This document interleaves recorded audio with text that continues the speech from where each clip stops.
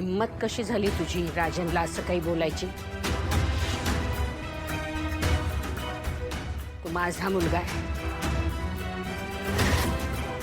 त्याला मी रागवेन, ओरडेन, मारेन, काही करेन, तो माझा हक्क आहे. पण दुसऱ्या कोणी त्याला वाटेल तसं बोललं ना तर गाठ माझ्याशी आहे. पण बहिणी, तुझ्या लक्षात येतंय का त्याने फसवलंय तुला?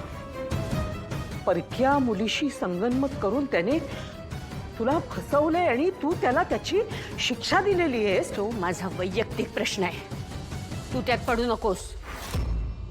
पडलीस तर फार महागात पडेल तुला.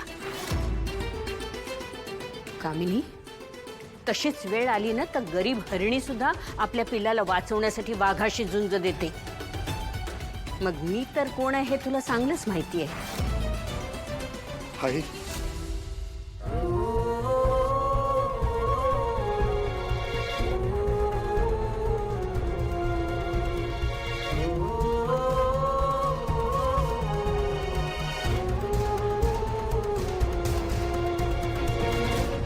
माझा मुलगा आहेस बाळा तू. तुझ्यावर माया करण्याचा मला हक्क आहे, तसाच तुझ्यावर रागवण्याचाही हक्क मला आहे. पण म्हणून घरातलं दुसरं कोणी तुला उलटसुलट बोललं ना तर मी खपवून घेणार नाही. आई मी चुकलो, मला माफ कर.